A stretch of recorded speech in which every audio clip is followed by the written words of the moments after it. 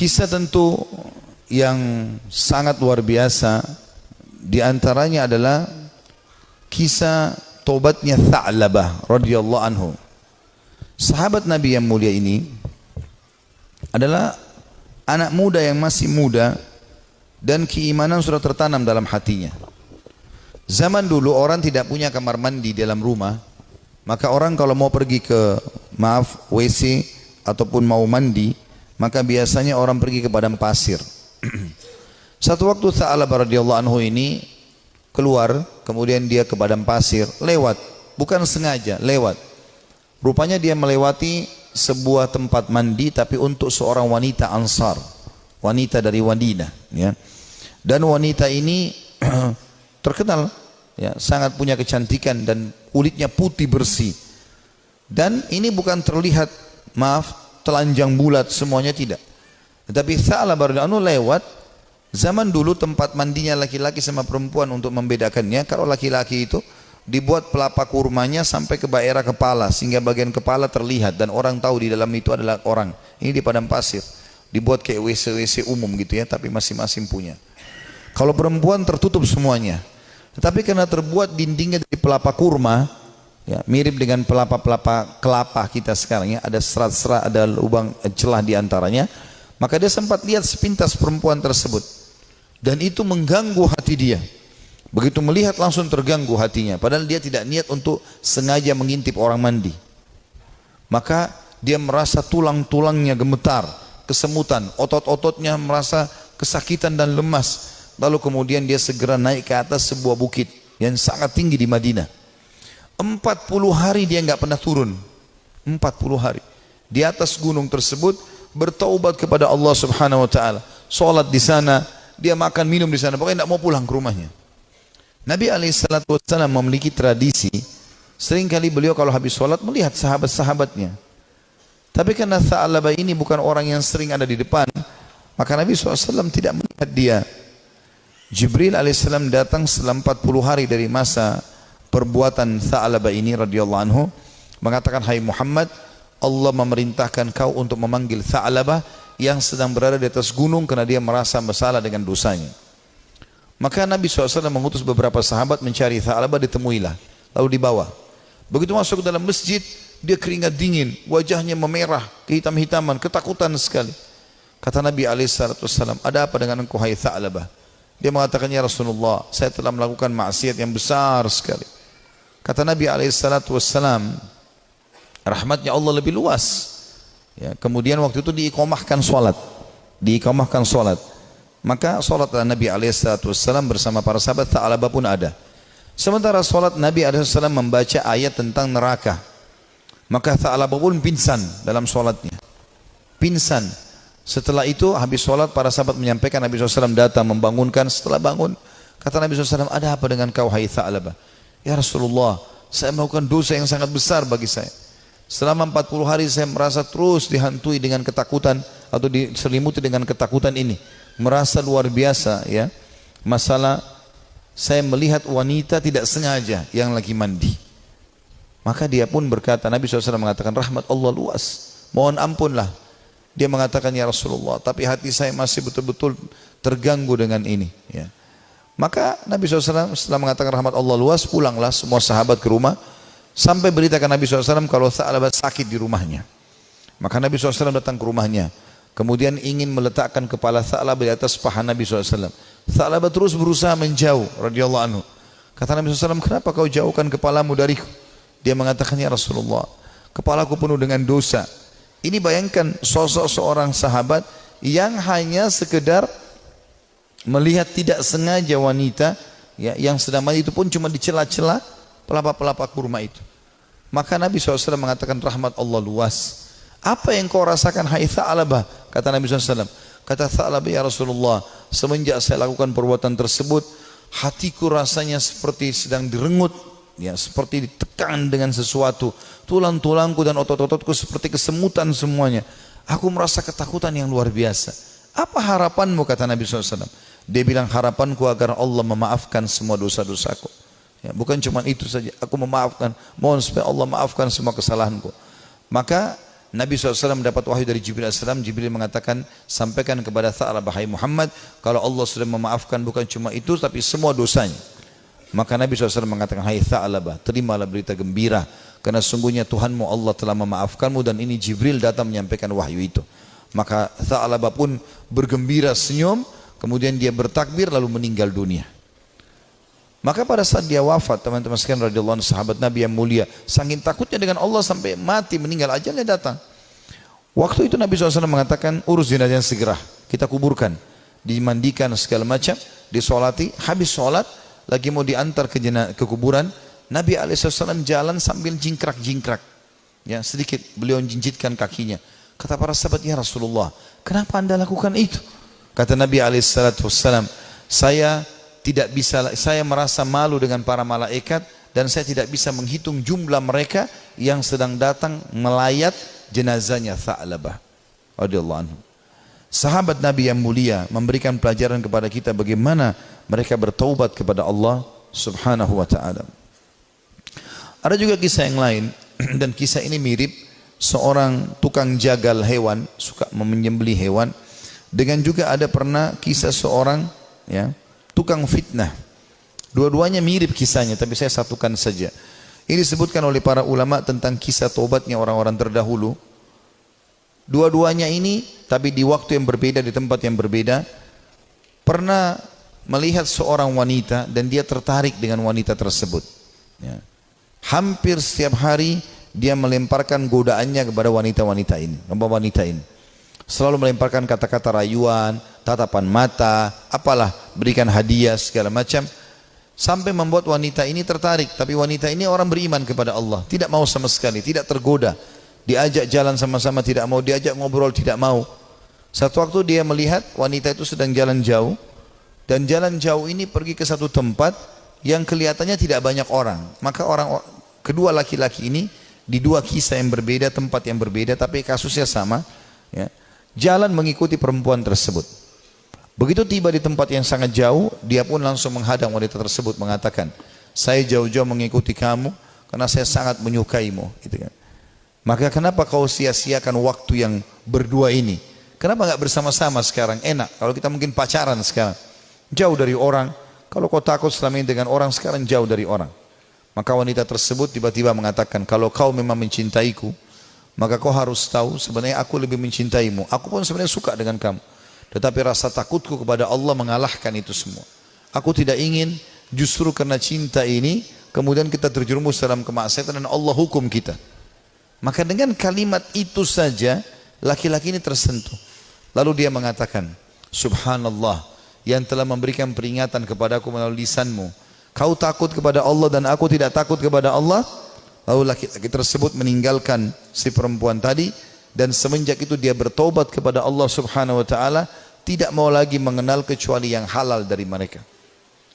Seorang salafus saleh yang lain yang luar biasa, dia karena takutnya dengan fitnah wanita, maka dia mengatakan, ya Allah, jadikanlah seluruh wanita yang tidak halal bagiku, ya, tidak ada perbedaan, atau hilangkan syahwatku dari seluruh wanita yang tidak halal bagiku. Maka dia mengatakan, demi Allah, Allah kabulkan doa saya, sehingga tidak ada syahwat kecuali pada istri saya saja, pada yang halal, dan tidak ada bedanya antara wanita yang tidak halal bagiku dengan sebuah tembok. Artinya betul-betul mereka ingin menjaga diri dari perbuatan yang salah. Dinukil kisah yang lain seorang anak muda.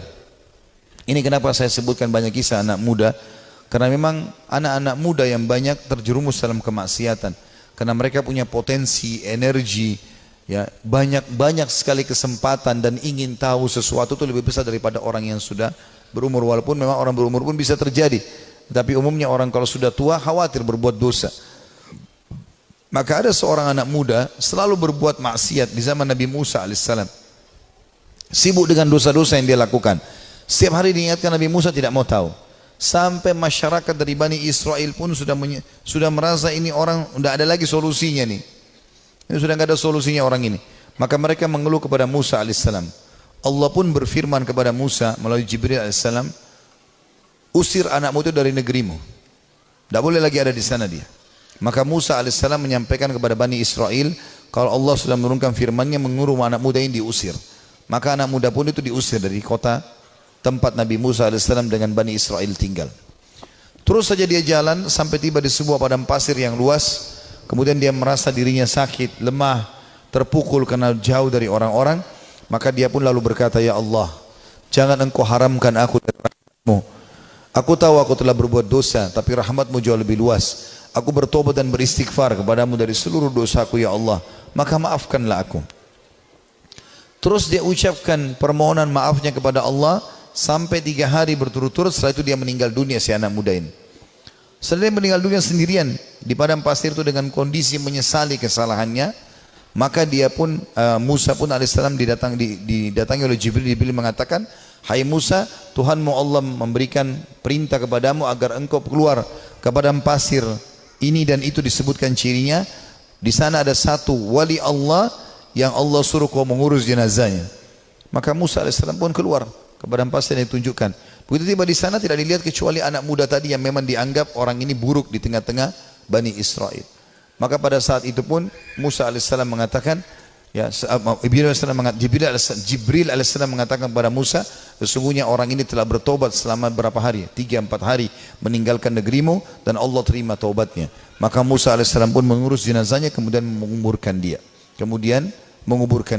Begitu luasnya rahmat Allah subhanahu wa ta'ala. Bagi orang yang masih melakukan kemaksiatan dan berpikir bahwasanya susah untuk bertaubat, tidak ada yang susah teman-teman sekalian. Kita akan kisahkan sekarang seorang tokoh tabi'in yang masyhur, Fudail bin Iyad rahimahullah. Orang ini sangat unik ceritanya, karena dulunya dia adalah perampok jalanan. Saking mahirnya dia mencuri dan merampok sampai dia tidak butuh tim, sendirian. Dikatakan dalam kisah ini, Fudail bin Iyad sendirian, tidak butuh orang-orang lain untuk membantunya.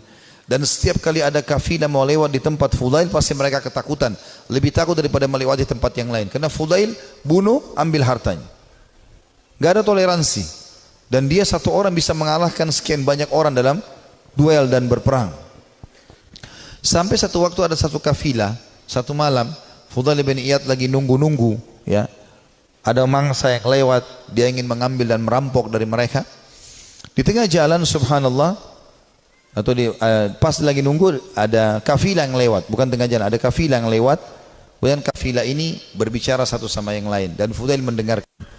Jangan kita lewat jalan sini karena ada Fudail bin Iyad, nanti dia akan mengganggu kita, ya, dan tidak bisa kita selamat dari dia. Bagaimana dengan keadaan keluarga dan harta kita? Dengan kalimat ini yang didengar oleh Fudail, Fudail mengatakan, begitu takutnya manusia padaku, gitu kan. Maka dia pun mengatakan, mulai hari ini ya Allah, aku berjanji aku tidak akan pernah mengganggu orang lain lagi.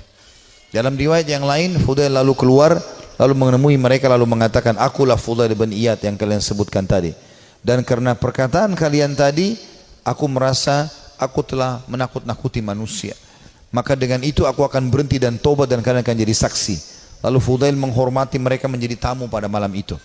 Mulailah Fudail menyembelikan buat mereka hewan, dia berburu sendiri malam itu, dia sembelikan, dia biarkan mereka membuat kemah di sekitarnya. Setelah dia membakar makanan, dia menyiapkan makanan buat mereka, rupanya ada satu orang dari kafilah itu, orang saleh, membaca firman Allah subhanahu wa ta'ala yang berbunyi, ini disebutkan dalam surah Al-Hadid, ya, ayat 16. Yang Allah subhanahu wa ta'ala berfirman, a'udzubillahi minasyaitonirrajim, alam ya'ni lilladina amanu an takhsha qulubuhum li dzikrillah wa ma nazala minal haqq. Belumkah tiba saatnya bagi orang-orang beriman untuk tunduk hati mereka dan mereka tunduk hati mereka kepada zikrullah dan apa yang turun dari kebenaran dalam Al-Quran. Fudail bin Iyad orang Arab, dia faham betul makna ayat ini. Artinya, sampai kapan kamu mau lalai, kata Allah SWT.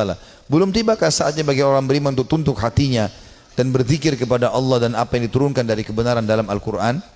Maka Fudail pun menangis mendengar ayat tersebut. Lalu dia ulang-ulangi ayat itu sampai akhirnya dia menunjukkan taubatnya. Subhanallah, setelah dia taubat, mulai hari itu dia pergi ke Mekah. Tiap hari Mekah dan Madinah. Artinya setiap saat dia di Mekah sebentar, nanti di Madinah lagi sebentar. Tidak pernah meninggalkan dua kota yang suci ini. Dan kata para ulama, orang-orang yang pada saat itu sudah menjadi ulama, ya, kemudian menjadi sahabat dekatnya Fudail. Di antaranya Abdullah bin Mubarak, Sufyan ats-Tsauri. Ini semua orang-orang yang luar biasa ibadahnya, terkenal sekali kesolehannya. Itu mereka mengatakan, kami tidak pernah menemukan orang setakut kepada Allah seperti Fudail bin Iyad. Dia luar biasa, kalau datang dekat Ka'bah nangis kepada Allah Subhanahu wa taala. Kalau nangis sampai pingsan karena ketakutannya kepada Allah Subhanahu wa taala, dan dia betul-betul tulus sampai akhirnya Allah letakkan hikmah, kalimat hikmah dari lisan dia. Banyak kalimat-kalimat mutiara yang disebutkan oleh Fudail bin Iyad rahimahullah, dan itu dinukil oleh para ulama. Seperti misalnya dia mengatakan sambil dia berdoa kepada Allah, tapi ini orang dengar diam-diam. Dia sebutkan diam-diam di hadapan depan Ka'bah. Dia mengatakan, idza azharta aibana fatadhhar walan nastati'a satrah. Ya Allah, seandainya Engkau membuka aib-aib kami, maka pasti akan kelihatan dan kami tidak akan mungkin bisa menutupinya. Wa nufdah, dan kami pasti akan dipermalukan. Wa idza azharta a'malana fanuhlik bi'adzabik. Dan kalau seandainya Engkau memperlihatkan amal-amal kami, akhirnya orang jadi puji-puji kami, maka kami akan binasa dan kami akan kena hukuman-Mu.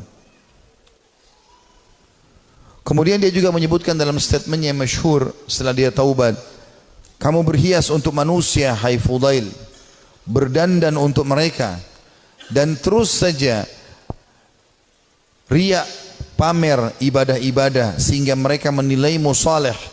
Mereka menunaikan kebutuhanmu, kemudian melapangkan tempat duduk untukmu dan bermuamalah denganmu karena mereka salah duga. Kamu buruk bila demikian adanya. Artinya orang-orang akan menilai kau seakan-akan kau itu orang soleh, padahal sebenarnya tidak, ya. Dia terus menasihati dirinya agar jangan sampai dia lalai.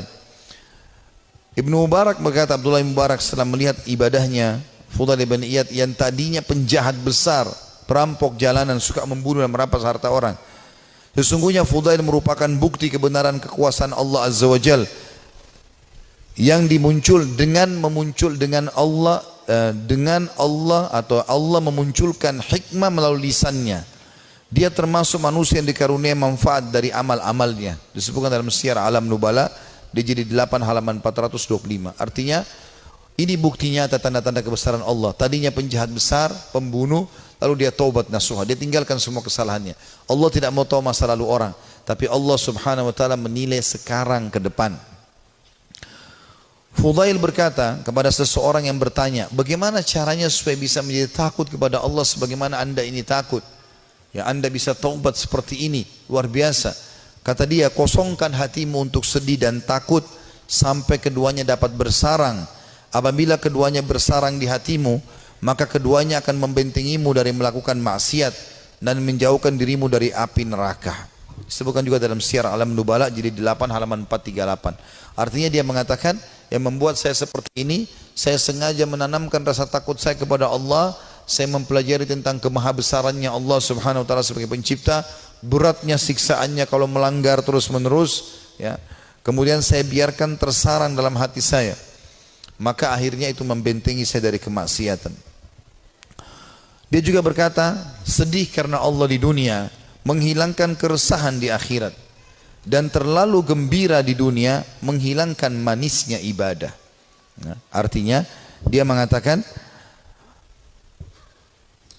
sedih karena Allah di dunia, maksudnya merasa rindu dengan surga, takut dengan dosa, menghilangkan keresahan di akhirat.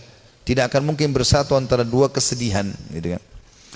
Dan terlalu gembira dengan dunia, tidak pernah ada cobaannya misalnya, tapi walaupun tidak mungkin, ya pasti manusia akan diuji oleh Allah SWT supaya dia tidak terlalu bergantung pada dunia ini. Dan terlalu gembira dengan dunia berlebih-lebihan sampai terbahak-bahak, sampai luar biasa merasa hidupnya harus selalu kegembiraan, padahal itu juga tidak mungkin terjadi, maka akan membuat, ya, atau menghilangkan manisnya ibadah. Dia juga menasihati dirinya setelah dia taubat, mengatakan, wahai jiwa, kasihan kamu ini. Kau selalu berbuat buruk, namun kau mengira dan merasa dirimu baik. Kamu tidak tahu, tetapi merasa selevel dengan ulama. Kamu kikir, tapi kamu merasa dirimu dermawan. Kamu bodoh, tapi kamu merasa pintar dan cerdas. Ajalmu pendek, tapi angan-anganmu sangat panjang. Ya, ini kalimat-kalimat mutiara yang luar biasa. Rupanya setelah dia bertaubat kepada Allah Subhanahu wa taala, Allah berikan kalimat-kalimat ini kepadanya, ya. Dia mengatakan, saya ulangi, wahai jiwa, kasihan kamu. Kau berbuat buruk, namun kau mengira dirimu berbuat baik. Artinya, amal-amal yang kau kerjakan ini masih kurang. Tapi kenapa kau selalu merasa bangga? Ini dia nasihati dirinya sendiri. Karena ada orang kadang-kadang begitu, dikuasai oleh syaitan, dia merasa bangga. Saya sudah haji sekian kali, saya sudah pernah bersedekah ini dan itu, saya pernah bangun masjid satu masjid itu terus yang dibahas. Apa saja semuanya dibanggakan. Maka dia menasihati dirinya supaya dia terus termotivasi mau ibadah. Dia mengatakan, wahai jiwa, kasihan kamu. Kau sebenarnya berbuat buruk masih sedikit, tapi kau pikir dirimu sudah berbuat banyak. Kau tidak tahu, ya, tapi kau menganggap dirimu selevel dengan ulama. Ini juga banyak jadi penyakit di dalam tengah-tengah penuntut ilmu. Baru belajar setahun 2 tahun sudah merasa dirinya luar biasa. Akhirnya sudah mulai membicara tentang ulama ini, tentang ulama itu. Habis waktunya untuk itu. Maka semestinya seseorang menyadari kalau dia baru belajar, ya sudah dia belajar. Sebagaimana dikatakan oleh Fudail di sini rahimahullah. Beliau mengatakan, kau tidak tahu tapi kau merasa dirimu selevel dengan ulama. Yang ketiga dia bilang bahwa dirinya kamu kikir, tapi kau merasa dirimu dermawan. Ya, artinya berapa banyak sih yang kau sudah sedekahin sehingga kau selalu banggakan, hai Fudail? Padahal sebenarnya kau bakhil. Sedikit sekali yang kau keluarkan dibandingkan nikmat Allah yang melimpah kepadamu. Ini juga, ya, tamparan yang sangat keras bagi orang yang tadi baru sedekah sekali, 2 kali, 3 kali dalam 1 bulan, dalam 1 tahun, bahkan mungkin 10 tahun sekali. Atau mungkin seumur hidup baru melakukan 1 kebaikan itu. Tadi misalnya membangun sebuah masjid atau 1 kegiatan, sudah dibangga-banggakan. Ya. Kemudian dia mengatakan yang keempat, kau bodoh tapi merasa dirimu pintar dan cerdas. Ada orang juga ini kena penyakit ini, ya. Begitu dia sudah belajar agama, dia sudah mulai faham sedikit ayat, hadis, maka dia rasa dirinya tidak perlu belajar lagi. Ini keliru. Kita harus menuntut ilmu sampai menjelang meninggal dunia. Dan beliau mengatakan, ajalmu pendek tapi angan-anganmu sangat panjang. Artinya banyak angan-angan yang kau bangun tapi sebenarnya semuanya itu mengganggu hidupmu. Juga dia berkata, Fudail rahimahullah, manusia paling berdusta adalah mereka yang mengulangi perbuatan dosa yang pernah dilakukannya. Manusia yang paling dusta adalah manusia yang mengulangi apa yang pernah dia lakukan dulu. Ya. Manusia yang paling bodoh, jadi kalau dia pernah buat dosa dia ulangi lagi, berarti dia manusia paling dusta. Karena dia sudah tahu salah tapi kenapa dia lakukan. Lalu dia mengatakan manusia paling bodoh adalah manusia yang memperlihatkan amal kebaikannya. Kalau ada manusia yang mau dinilai paling bodoh, adalah orang yang suka pamer-pamer amalnya. Ya, saya ini lakukan, saya sudah haji sekian kali, saya sudah bangun masjid ini dan itu, saya sudah begini dan begitu. Dia banggakan amalnya. Itu manusia yang paling bodoh. Karena hilang semua pahalanya dengan dia riya. Lalu dia mengatakan manusia yang paling dekat dengan Allah, yang paling takut kepadanya. Ini juga statementnya mirip dengan apa yang dikatakan oleh sebagian ulama yang membuat Umar bin Khattab radhiyallahu anhu yang mendapatkan kemuliaan sabda Nabi SAW, wahai Ibnu Khattab, kalau kau lewat di sebuah lembah, syaitan melihat kau lewat di lembah itu, maka dia akan mencari lembah yang lain karena takut bertemu denganmu. Kata ulama, syaitan takut dengan Umar bin Khattab, padahal Umar enggak melihatnya. Bertemu dengan Umar aja syaitan cari tempat lain. Jadi jangankan menggoda, jadi dia bahkan menghindar dari Umar, padahal Umar tidak melihatnya. Karena rasa takutnya Allah SWT kepada Allah. Karena rasa takutnya Umar bin Khattab kepada Allah Subhanahu Wa Taala. Jadi siapa yang takut kepada Allah, Allah akan buat, ya, seluruh makhluk takut kepadanya. Dan siapa yang tunduk kepada Allah, Allah juga tundukkan makhluk kepadanya. Ya, semua itu siapa yang cinta kepada Allah, Allah akan buat makhluk cinta kepadanya, dan seterusnya. Juga kata beliau, manusia tidak akan sempurna sehingga agamanya mampu mengalahkan nafsunya, dan manusia tidak akan binasa sehingga nafsunya mengalahkan agamanya. Ini statement yang mulia. Beliau mengatakan, kalimat ini penting untuk digarisbawahi teman-teman sekalian. Manusia tidak akan sempurna sehingga agamanya mampu mengalahkan nafsunya. Artinya ilmu yang dia pelajari itu menjadi patokan dan pegangan hidupnya, sehingga nafsunya diawasi oleh ilmunya. Karena ilmu agama itu mengawasi kita. Ilmu agama mengawasi kita. Kalau kita belajar agama, ilmu kita halal haramnya Allah seperti bodyguard. Kita mau makan, mau minum, mau mencari pendapatan, mau bergaul, agama akan mengatakan itu boleh atau tidak boleh. Maka orang yang sempurna adalah orang yang justru ilmu agamanya itu bisa mengontrol hawa nafsunya.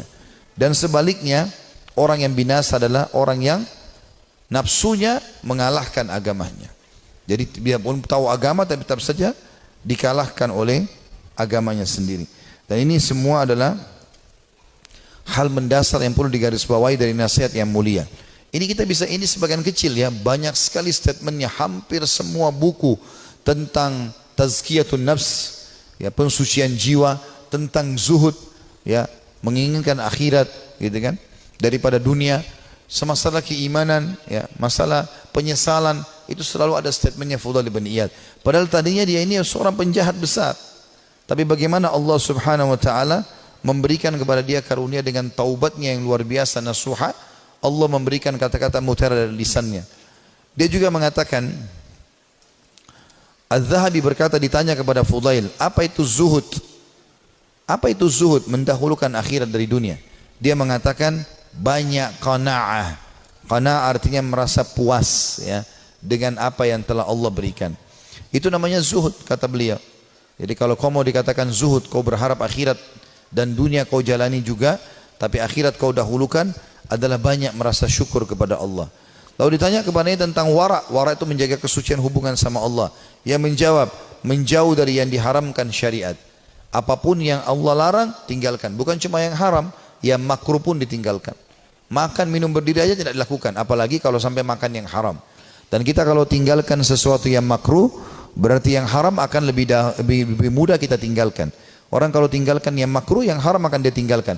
Orang kalau kerjakan amal yang sunnah, amal wajib pasti akan dia kerjakan. Lalu ditanya juga kepada dia, apa ibadah itu? Ia menjawab, melaksanakan apa yang diwajibkan sebaik mungkin. Melaksanakan yang diwajibkan sebaik mungkin. Dan sekian banyak statement Fudail bin Iyad rahimahullah yang kita bisa ambil pelajaran darinya. Artinya tidak ada kata terlambat dalam bertaubat. Dan kalau orang taubatnya nasuha, Allah Subhanahu Wa Taala akan karuniakan untuk dia kelebihan-kelebihan yang banyak. Saya akan tutup dengan dua kisah di sini teman-teman sekalian. Salah satunya nanti yang terakhir adalah kisah yang cukup panjang, kisah Ka'ab bin Malik radhiyallahu anhu, sahabat Nabi yang mulia yang bertaubat karena dia tidak sempat ikut dalam perang Tabuk bersama Nabi alaihi salatu wassalam. Namun sebelumnya saya akan sebutkan dulu kisah tentang sosok orang yang sangat saleh dari kalangan tabi'in. Dia hidup di zaman Nabi SAW tapi tidak sempat bertemu dengan Nabi dalam pendapat sebagian orang, yaitu Ubaid bin Umair bin Qatadah al-Laythi al-Jundu'i al-Makki, ya. Orang ini sangat saleh, luar biasa. Sampai di Mekah itu kalau ada orang yang menganggap dirinya, ya, lemah imannya, pasti datang kepada dia, ya, kepada Ubaid ini rahimahullah. Orang ini sangat luar biasa keimanannya. Ada sebuah kisah dinukil oleh Ibnu Qudamah. Kisah Ibnu Qudamah dinukil tadi, kisah Tha'labah. Ini dinukil dalam sebuah kisah di sebuah buku, ya. Kisah ini kisah sahih. Ada seorang wanita di Mekah sangat terkenal dengan kecantikannya. Dan wanita ini terkenal tinggi, putih, cantik, fitnah luar biasa. Tapi dia tutup wajahnya, dia pakai cadar. Dia bilang sama suaminya, satu hari dia bicara sama suaminya. Dia mengatakan, wahai suamiku, kira-kira apakah ada orang yang bisa selamat dari fitnah wajahku ini? Artinya dia coba menyebutkan sama suaminya. Kata suaminya, tentu saja ada, ya, walaupun kau cantik, tapi akan ada orang yang bisa tidak kena fitnahmu. Kata perempuan itu penasaran, siapakah itu? Artinya kalau saya buka wajah saya, ya, saya tidak pakai hijab ini, masih ada laki-laki yang tidak tertarik. Maka kata suaminya, Ubaid ibn Umair, seorang ulama. Maka tiba-tiba istrinya karena merasa tertantang datang kepada suaminya lalu berkata, wahai suamiku, Andes, apakah kau mengizinkan aku untuk coba menggoda Ubaid hanya untuk mengetes imannya, sekaligus juga mengetes apakah betul memang dia tidak kena dengan fitnah wajahku dan kecantikanku ini? Suaminya mengatakan, karena penasaran juga mengatakan, baik, saya izinkan. Maka wanita ini pergi ke Masjid Haram. Ini Ubaid ini punya majlis ta'lim, ya, di Masjid Haram, ulama besar. Tidak pernah sama sekali berbuat dosa dalam kisahnya, dalam kisah hidupnya. Allahu alam kalau yang dinukil dari kisah yang lain, tapi dia disebutkan orang yang sangat soleh. Kemudian datanglah wanita ini lalu mengatakan, saya punya pertanyaan Syekh. Kata dia, silahkan. Dia bilang, tapi pertanyaan ini pribadi. maka saya tidak bisa menanyakan di depan orang. Kalau bisa, saya akan meminggir dengan anda di salah satu sudut masjid ini. Karena perempuan ini terus menunjukkan kesedihannya, menangis, maka Ubaid mengatakan baiklah, tapi tetap di depan umum, bukan berduaan-duaan khalwat. Di tiang masjid, di sebelah situ ada sekitar jemaah. Tiba-tiba wanita ini pada saat duduk depan Ubaid membuka cadarnya. Dan memang terlihat kecantikan yang luar biasa. Maka Ubaid rahimahullah mengalihkan wajahnya. Sambil kata Ubaid mengatakan, apa yang kau lakukan? Bukankah kau bertanya, kenapa kau membuka cadarmu? Dia mengatakan, sebenarnya wahai Syekh Ubaid, saya mencintaimu dan saya menyukaimu. Maka aku datang untuk menawarkan diri. Maka Ubaid mengatakan, dan aku tinggal tunggu jawabanmu. Artinya kapan kau mau? Selesai. Aku jadi milikmu, terserah kau mau apakan. Perempuan ini ingin menguji. Ubaid tidak mengenal siapa perempuan ini. Subhanallah, dia mengatakan, saya akan jawab pertanyaanmu itu kalau kau menjawab 5 pertanyaanku. Kata Ubaid rahimahullah. Tapi sambil buang muka, enggak dilihat ke wajah wanita ini. Wanita tersebut menggambarkan Ubaid tidak melihat sedikit pun ke wajahku. Padahal wanita ini depan matanya dan sangat cantik. Maka kata wanita tersebut, tanyalah. Kata Ubaid rahimahullah. Jadi tadi dia memang bilang, waktu dalam majelis saya punya masalah, saya mau minta nasihat. Padahal dia cuma mau berbohong wanita ini. Tapi hanya mendapatkan nasihat yang benar. Apa kata Ubaid rahimahullah? Andai saja bertepatan pada saat sekarang malaikat maut datang ingin mencabut ruhmu, apakah kau akan menawarkan hal yang sama padaku? Kalau memang kau sedang berhadapan dengan malaikat maut? Kata wanita tersebut, tentu tidak.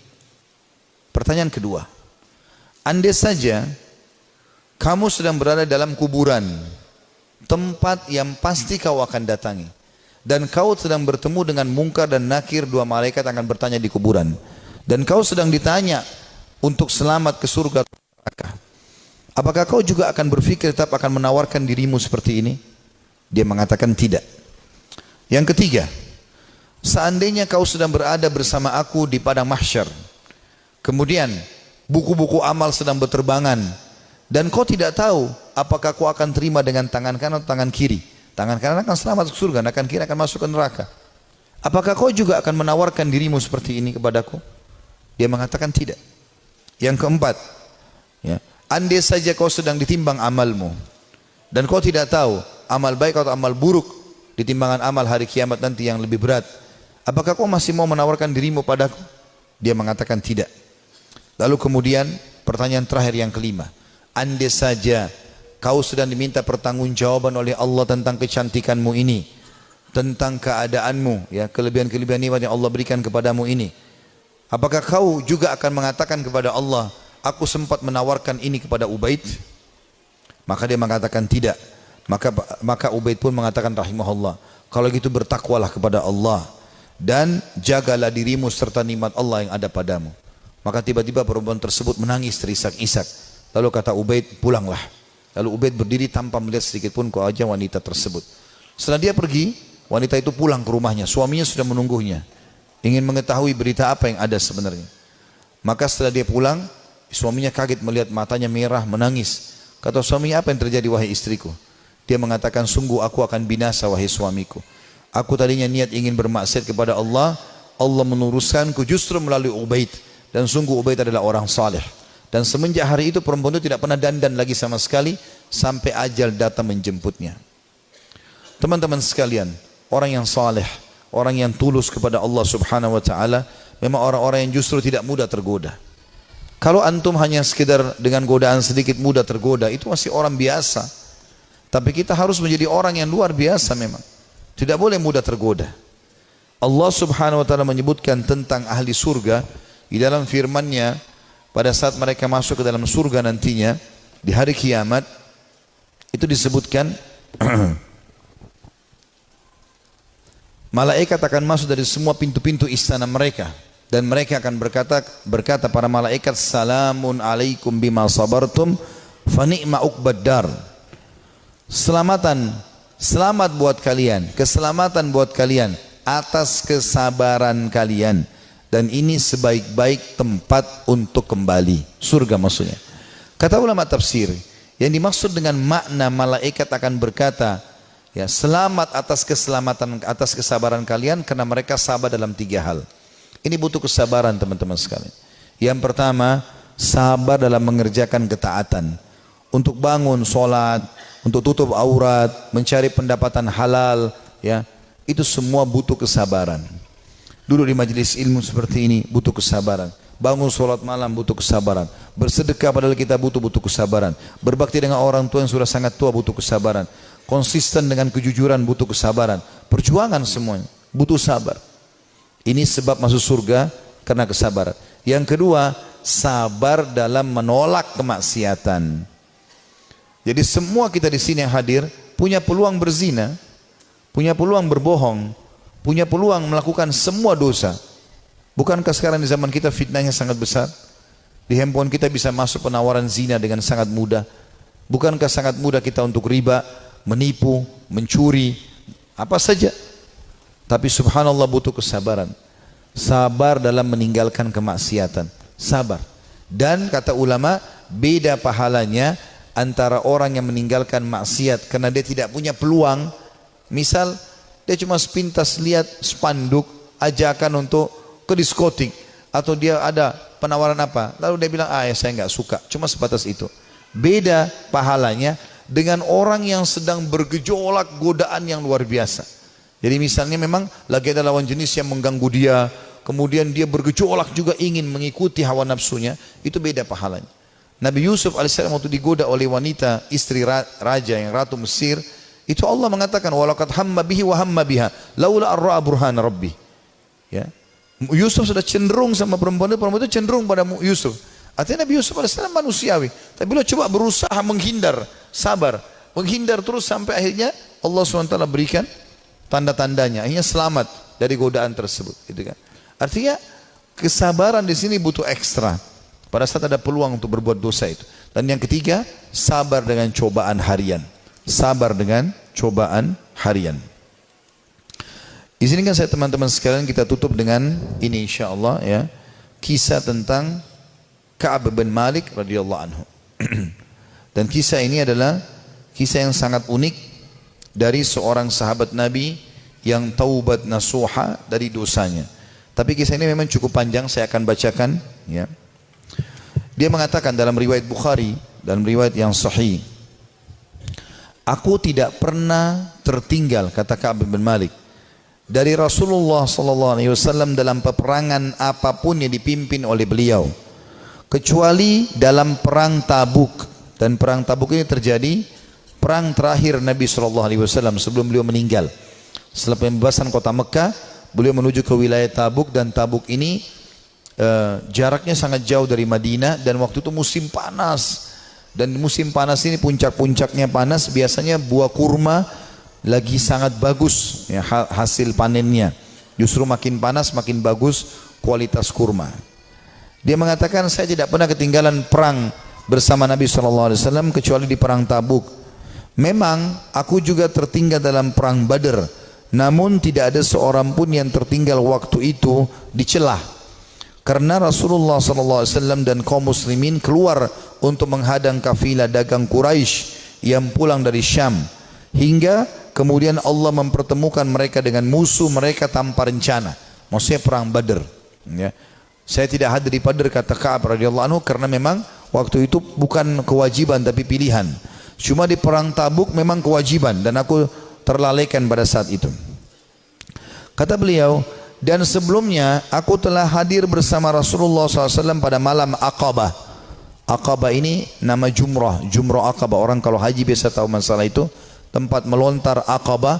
Aqabah itu sebuah bukit yang kecil, namun bisa dinaiki oleh orang dan bisa orang merasa tinggi dari tempat itu, diistilahkan dengan Aqabah. Pada malam Aqabah, waktu Nabi SAW sebelum hijrah ke Madinah, pernah ada baiat Aqabah, janji setia di Aqabah, dan Ka'ab hadir pada saat itu. Dan sebelumnya, kata beliau, aku telah hadir bersama Rasulullah SAW pada malam Aqabah sewaktu kami bersumpah setia membela Islam ya.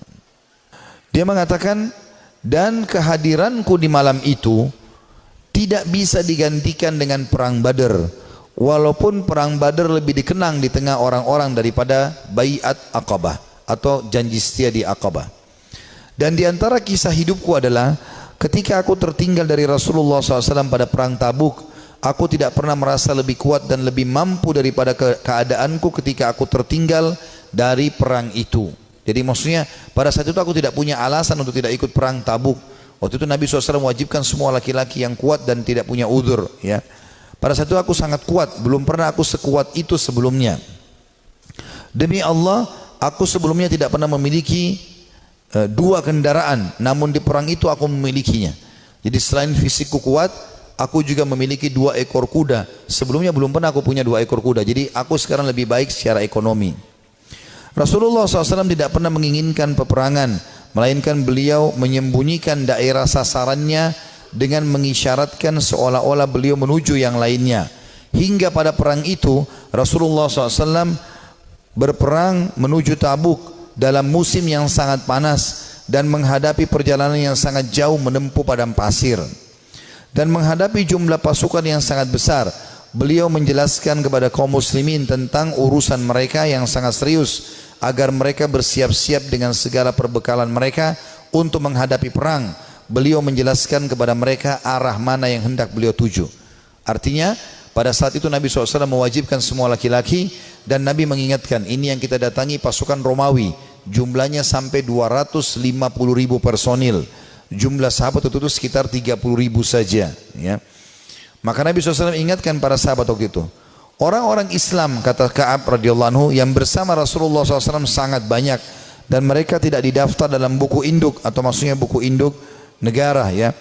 Ka'ab berkata, melanjutkan, maka hampir tidak ada yang ingin absen dari perang, kecuali dia menduga bahwa hal itu tidak akan diketahui selama tidak ada wahyu yang Allah jelaskan atau turunkan. Rasulullah SAW lalu berangkat ke perang itu ketika buah-buahan sedang masak dan pohon-pohon menjadi rindang. Ya, perlu kita ketahui penduduk Madinah, kebetulan Ka'ab juga orang Madinah, pendapatan utama mereka adalah kurma. Pendapatan utama mereka adalah kurma. Dan pada saat itu musim panas dan puncak-puncaknya kurma akan panen. Sekitar 2-3 hari lagi akan panen. Tiba-tiba Nabi SAW bilang, jihad, sekarang kita harus keluar. Maka ini ujian yang sangat luar biasa. Beliau mengatakan, Rasulullah SAW berangkat pada perang itu ketika buah-buahan sedang masak dan pohon-pohon menjadi rindang. Maka aku lebih cenderung kepadanya, kepada hasil panen. Rasulullah SAW dan kaum muslimin yang bersamanya sedang berkemas-kemas, dan aku pun segera pulang untuk bersiap-siap bersama beliau. Tapi setelah aku pulang, aku tidak melakukan apa-apa. Aku berkata dalam hati, aku bisa melakukannya kapan saja aku mau. Begitulah keanggapan terus menyergapku, hingga orang-orang terus berbenah dengan serius. Maka pada pagi harinya Rasulullah SAW dan kaum muslimin bersamanya berangkat menuju perang. Sementara aku belum melakukan persiapan apa-apa. Kemudian aku beranjak lalu kembali, tapi tanpa melakukan apa-apa. Hal itu membuat akhirnya aku tidak berangkat dan aku tertinggal, dan aku bertekad akan menyusul mereka, ya, pada saat tiba di sore hari. Dan seandainya saja aku lakukan itu, maksudnya menyesal, coba aku lakukan, ya. Namun kemudian hal tersebut tidak ditakdirkan untukku. Maka ketika aku keluar ke tengah manusia setelah keberangkatan Rasulullah SAW, aku merasa bersedih dan aku tidak melihat seorang panutan untukku kecuali laki-laki yang tercela karena kemunafikannya, atau orang yang diterima uzurnya dari Allah SWT dari kalangan orang-orang yang lemah. Rasulullah SAW tidak menyebut-nyebutku hingga beliau sampai di Tabuk. Beliau bersabda sambil duduk di tengah pasukan Tabuk, apa yang dilakukan oleh Ka'ab bin Malik? Maka salah seorang dari Bani Salamah berkata, wahai Rasulullah, dia tertahan oleh pakaian burdahnya dan sibuk melihat kedua sisi tubuhnya. Maksudnya dia tidak ada uzurnya untuk tidak keluar bersama anda. Maka Mu'adz bin Jabal berkata kepadanya, sungguh buruk apa yang telah kamu ucapkan. Demi Allah ya Rasulullah, kami tidak mengetahui apa yang ada padanya melainkan kebaikan. Jadi Mu'adz di sini membela Ka'ab, mengatakan dia orang baik ya Rasulullah. Maka Rasulullah SAW diam. Tak kala beliau dalam keadaan seperti itu, tiba-tiba beliau melihat dari kejauhan seorang laki-laki yang mengenakan pakaian putih yang terlihat bergerak terombang ambing oleh fata morgana. Maka Rasulullah SAW bersabda, orang itu adalah Abu Haythamah. Ternyata benar dia adalah Abu Haythamah Al-Ansari, orang yang bersedekah dengan satu sak kurma ketika dicela oleh orang-orang munafik. Jadi pada saat Nabi SAW menyuruh orang-orang untuk berinfak, ya, untuk perang Tabuk, Orang-orang munafik hadir di situ, tapi orang munafik tidak berinfak. Mereka cuma mencaci maki saja. Ya.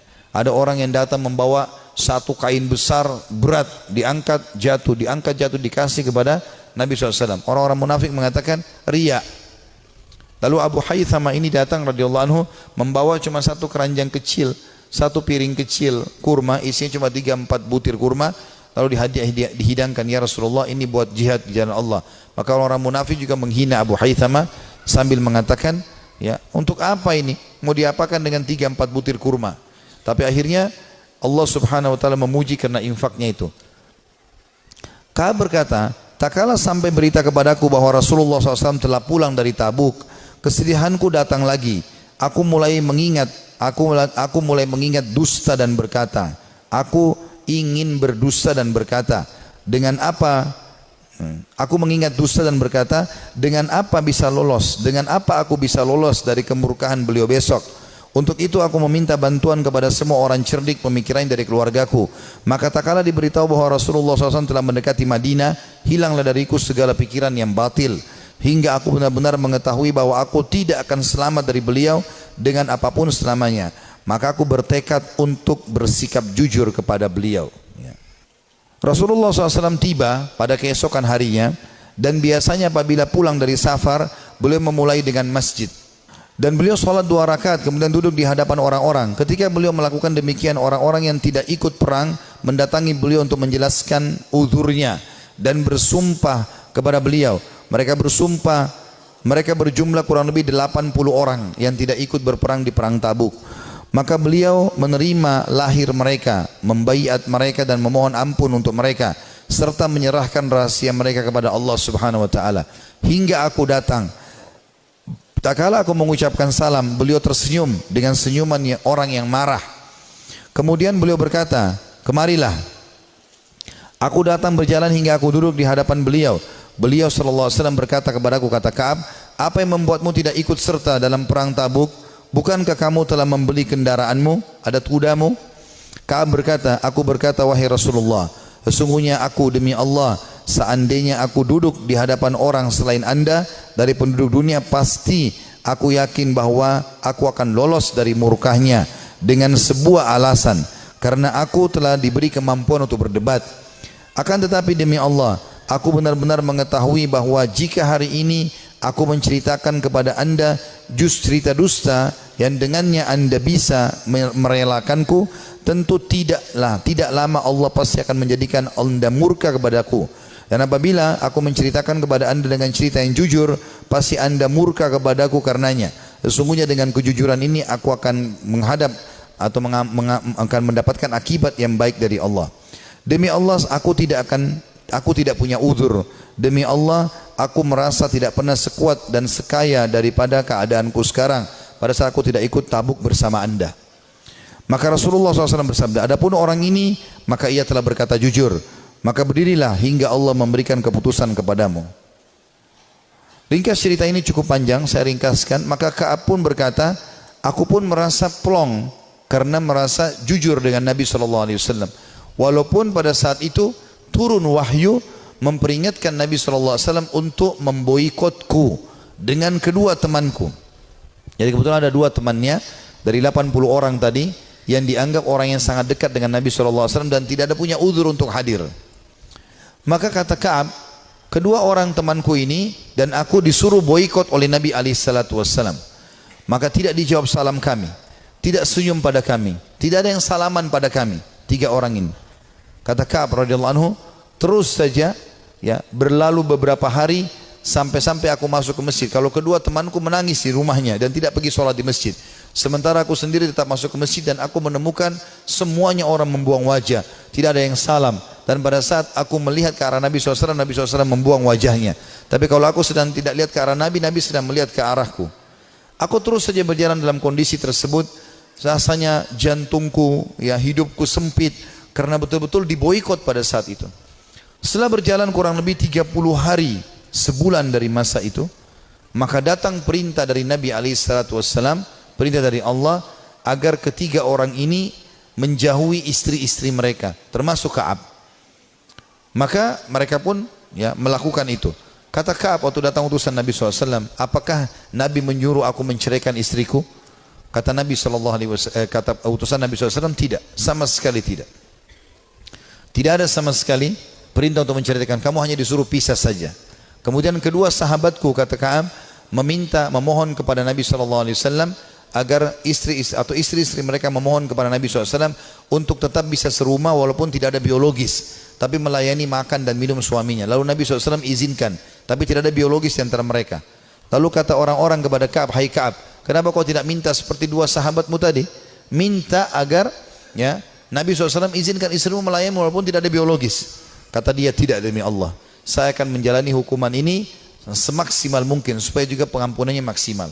Kata Ka'ab, dalam kondisi seperti itu, satu Madinah memboikot, istriku juga tidak boleh serumah denganku, maka aku menemui seseorang yang datang dari luar Madinah lalu teriak-teriak sambil mengatakan, mana Ka'ab bin Malik, mana Ka'ab bin Malik.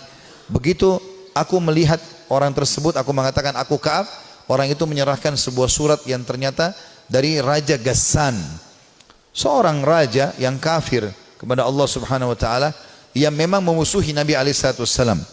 Maka dia mengatakan, telah sampai dari Raja Ghassan kepada Ka'ab bin Malik, telah sampai kepada kami bagaimana sikap perilaku sahabatmu itu, ya Nabi SAW memboikotmu.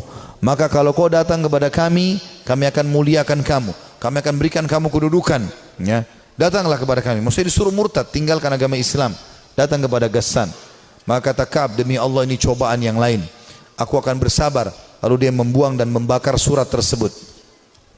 Berjalan waktu, kata Ka'ab, saya terus saja datang ke masjid, aku datang ke masjid sholat, dan tetap saya tidak bisa buat apa, dan rasanya dada ini sudah sempit luar biasa.